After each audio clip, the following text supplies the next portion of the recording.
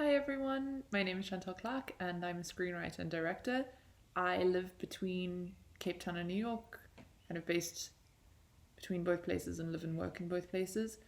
Just to give you a little bit of an intro to me, I studied film and media at the University of Cape Town, went on also to do their honours program in television drama, which I loved, and then I was lucky enough to be given the opportunity to study screenwriting and directing in the film MFA program at Columbia University in New York. So after I graduated from that program, I went to go work in development and casting, and one of my favorite things that I did as a casting assistant was work on the second season of the HBO show Succession, which I think is on Showmax at the moment. And if I'm not mistaken, they're offering reduced pricing for the lockdown period, so highly recommend checking it out. It's an excellent show to watch as a writer because the dialogue is so good. The reason I mention working in casting and development, I'll get to that in a moment. But before I talk about writing, I get a lot of questions from young writers asking me which writing software I use, and of course the industry standard is Final Draft, but it's really expensive, so I think it can be a little bit inaccessible, and frankly I don't think it's necessary. I myself used Celtx for 7 years from 2011 till 2018, and the only reason I switched to Final Draft was because I was hired to write a television pilot in the States, and I had to send the files I had to send as part of my deliverables were Final Draft files, and I still had access to the discount that I got at my MFA program. That's the only reason I switched to Final Draft, and now I use it out of habit, but I was perfectly fine with Celtx for 7 years, and it's a really great free writing program. And another one I can recommend that some of my other writer colleagues use is Writer Duet. I haven't used it personally, but I've heard good things about it. I think there's more writing software out there that's for free. I haven't come across anything else, but I'm sure there is. I can recommend those two, and also just to reinforce that I think you shouldn't have to spend money on screenwriting software, because one of the great things about building your writing portfolio is if you have access to a computer, it should really be free. And the only thing you're really investing into it is your time. The reason I mention working in development and casting is because it was part of my personal journey towards becoming a working screenwriter, but everyone's journey is different, and it was just particularly helpful for me because I had access to lots and lots of scripts at both of the companies I was working at. I was pretty much reading a script a day at both of those jobs, and they were really great scripts that were being passed around by agents and managers, and scripts that were being requested by production companies and producers, and scripts that had won writing competitions, and scripts that were greenlit or far into development, or scripts that were about to be shot. So I got to see firsthand what they look like.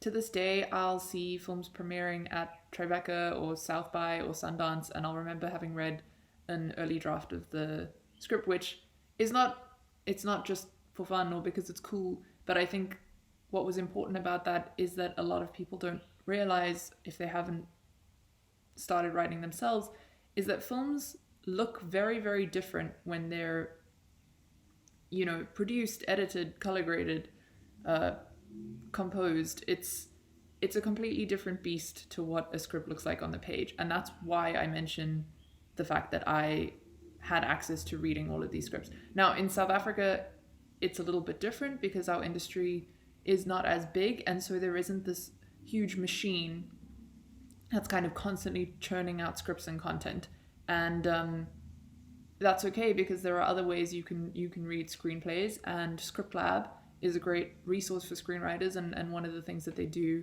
is they are constantly building a library and a database of scripts for you to read, produced scripts. Another way that you can find scripts to read is to look at the Blacklist, which is the best unproduced screenplays of each year. One of the things I do want to mention, though, is because a lot of our resources come from the United States, there tends to be a very sort of Hollywood-centric theme in a lot of the material that's available. I'm not necessarily talking about looking at those scripts in order to like reproduce or recreate them. I'm talking about looking at the specifics of how those scripts are written. So for example, formatting is very important, and the more scripts you read, the more it just becomes inherent to you. The kind of brevity that scripts are written with, the like quick, snappy, concise descriptions. It's really important, I think, as a writer to constantly be looking at that, because it doesn't really exist in other forms of writing other than in the screenplay. The screenplay it's hard. It's really difficult to write one because you're essentially creating a tool for other people to use. It's not supposed to be great literature. But at the same time, you want it to be readable and enjoyable, and as they like to say, a quick read, so that people aren't getting bogged down in paragraphs of description that might be beautiful prose, but it's not really helpful in terms of helping anyone in production understand what they're supposed to be doing. But I don't want to get too much into the philosophy of writing screenplays, because what I actually want to do is give you some helpful tips. At the moment, I'm working on my first feature that I'll be directing, and I was invited to attend the Sundance Institute's Screenwriters Lab in January of 2019 with the script. So while I'm working on other projects and other things, and obviously other things for money, which is something that people don't often talk about either, it's my primary focus, it's my primary creative work at the moment, is the script that's in development. And I was supposed to be at a residency starting next week, in upstate New York. Obviously, due to the current circumstances, this is not possible, which is fine, because I'm always happy to be home, I'm always happy to be in Cape Town, and it's giving me more time to do research. But what it means is that I've had to be very disciplined with my writing time, especially because our days are kind of a little bit more unstructured now that we're all spending a lot of time at home. So what I want to talk about is kind of adapting your lifestyle to the writer's lifestyle, especially when you're getting through a first draft, or especially when you're writing your first screenplay. Just as a disclaimer, I did not set out to be a screenwriter, but I think, as is the case with a lot of filmmakers in our generation, is that we found that the stories that we want to see don't necessarily exist if we're not the ones writing them. So, and this is I think it's especially relevant to filmmakers in South Africa and the rest of the continent, because we are taught to look at very Eurocentric and very American models of thinking and entertainment. So a lot of the time the work just doesn't exist if you're not going to write it yourself. And that's something I've had to kind of deal with as I try to become more organized about my writing and more committed to my writing. So one of the biggest things I can say about committing to writing is that you should really see yourself as an athlete. And it's funny because obviously we're the furthest thing from athletes, we're sitting down all day, but you have to think of your writing brain as a muscle that you're constantly training, that you're constantly working out, that you're constantly stretching. And if you're not showing up for practice every day, if you're not showing up for training, that muscle, forgets. And that's when we come across this thing called writer's block, which is this myth that we've kind of taught ourselves to believe in, which is really just an excuse for not sitting down to write. And obviously there are days that are harder than others, but one of the things I've learned from a lot of my mentors, who are obviously much more experienced than me, is that there's always a way around so-called writer's block. There's always something you can do. There's always something you can do to engage, but you're not going to be able to do it if you don't show up for practice every day, if you don't sit down and write. So what I've done is I carve out specific times of the day that I know I'm the most productive and that I know I can be the most focused. This obviously takes a little bit of negotiation It's different now that, like I said, our days are a little bit more unstructured. But when you're working a full-time job, it can be a little tougher. And as I've mentioned, most of the time that you're writing your first script, or whenever you're kind of writing a script for yourself, you're likely not going to be paid for it. So there will be other work that you need to do to sustain yourself. And it's difficult, but I know writers who've held down full-time jobs in industries that aren't even remotely related to film, such as engineering, and they've managed to write full screenplays that have been produced, and they do it by, committing to writing one scene a day. So it's not about the amount of time you're carving out for yourself, it's about actually showing up and being focused in the time that you do have to write. So at the moment, I'm writing in the morning. I used to be a late night writer.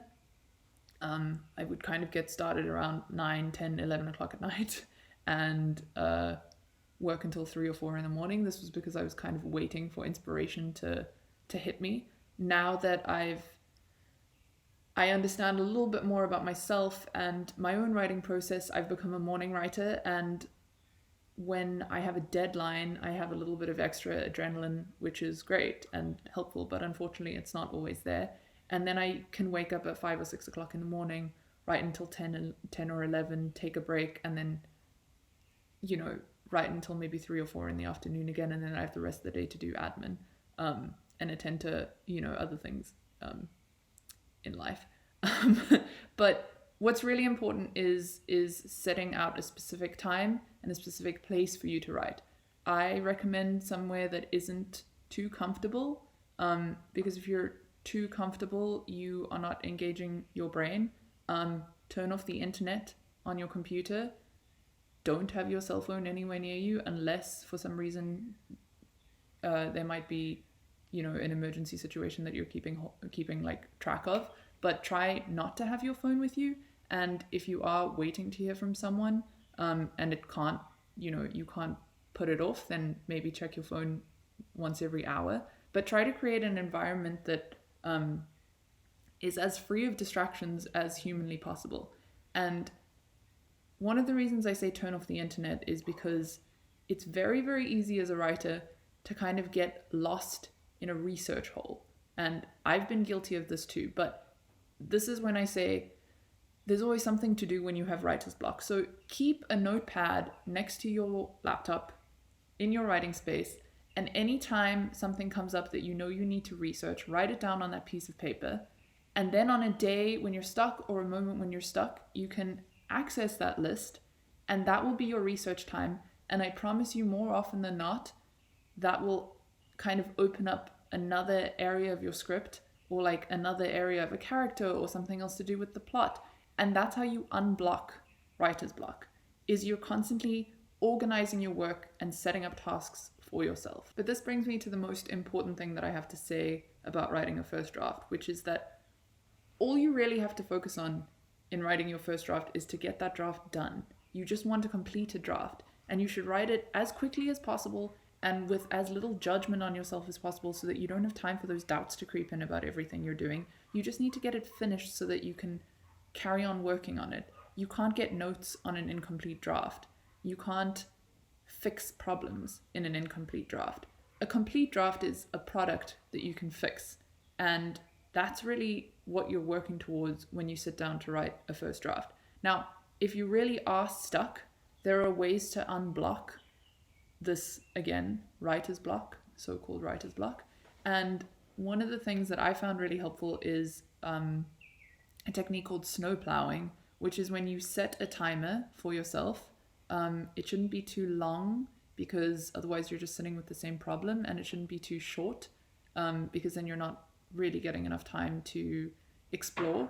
So 10 to 15 minutes is usually great, and basically from the moment the timer begins, you just write. It's like a stream of consciousness exercise, and you start wherever you want at any point in the script, and it's always centered around character and the character kind of moving things forward. But feel free to use it as any kind of exploration of the characters, like wants or needs or desires or secrets. But the important thing is that you just write and you don't stop. You're not allowed to stop while you're snowplowing. It's you and the page, and it's really, really, even if you don't use anything that you come up with in the snowplow, it's a really great exercise to just like unclog the drain. Another really simple thing that you can do is just get up, step away from your computer for a moment, make yourself a cup of tea, take a shower, walk around the house, anything you can do to kind of give your brain something else to focus on for a moment. But because you've been working, your brain is still engaged with the idea, and you'll kind of be amazed at what you come up with subconsciously while you're not even thinking about the work. Something I would caution against when you're writing a screenplay and you get stuck is watching other films. And this relates to what I said earlier, which is that films don't look anything on the page like they do when they're complete. And looking for solutions to what you're stuck with in your screenplay in completed films might actually just lead to imitation. So what I recommend doing is reading other scripts. Try to read another script a day while you're working. If you have kind of a limited time in which you're working, that's not always possible. But I also really recommend reading books.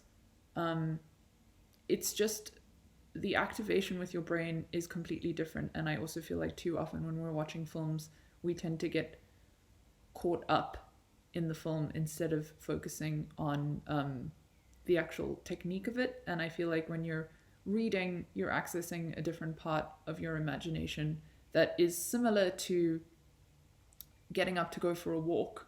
When you're stuck with part of your script, it's not necessarily a conscious engagement, and that's sometimes where our brain will just carve out solutions to problems that we're having and things we're stuck on. There's another thing I want to caution you against when you're starting out as a writer or when you're writing a first draft, which is that there are a lot of resources available on the internet which will help you write a screenplay literally beat by beat and twist and plot point by plot point. But what it does is it results in work that isn't very interesting, work that can often be cliched, and work that really just looks like a lot of the films that already exist.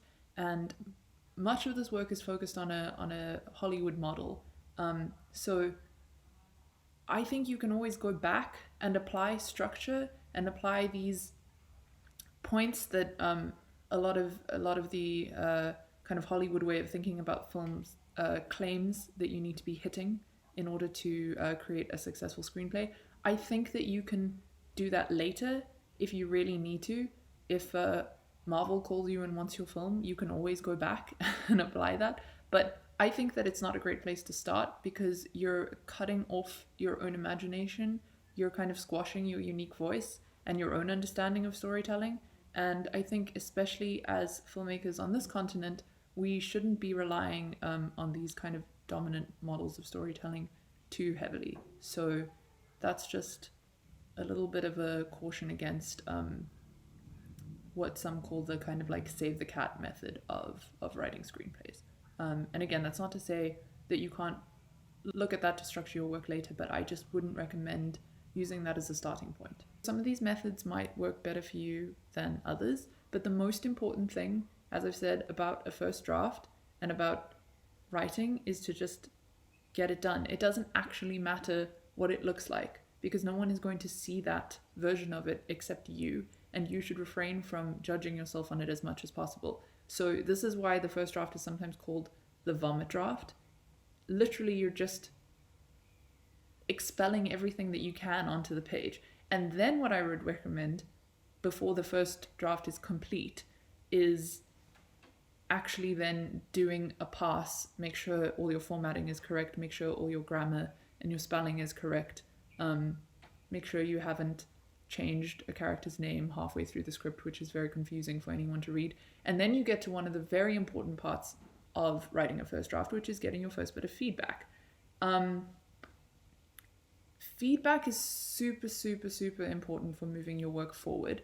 And I would recommend finding a group of people who you know and you trust to give you feedback and who you trust to give you honest feedback. And there's another important part of trusting the people you choose to share your work with, because you want to make sure that they're not people who are accidentally going to share something without your permission, or worse, someone who might steal your intellectual property, which is something that I think often isn't spoken about, but it's very important to protect your work and to copyright it. So find a group of people you trust, and then one of the best ways of getting feedback is to actually not try to guide the feedback, and to really just ask a person for their impression of your script. Something that I found really useful when I was doing my MFA is I had a professor called Brendan Ward who, at great pains, would recite your entire script back to you. And that was the best way you could see what was clear and what wasn't, and where you'd made mistakes and where you'd succeeded and where you could improve, and things that may have been misunderstood.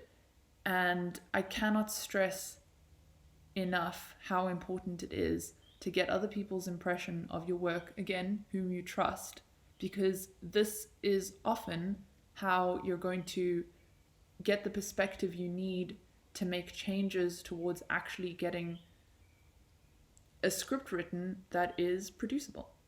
Okay, I don't want to go on too much. I can talk about writing forever, but I think my details are in the comments section or at the bottom of the YouTube link. If you have any questions you'd like to ask me, or if you want to get in touch, I think I'll leave my website, and there's my email address is there. Please feel free to ask me any questions that you want. And as I said, the most important thing is to write without judgment when you write your first draft. Make sure that you're structuring your time and structuring your space so that you have an optimal writing environment, and make sure you're really building a group of filmmakers that you, or other artists, or people who don't even need to be artists or filmmakers, but people who understand the process and will be honest with you to give you feedback. If they're fellow writers, you can return the favor by doing the same for them.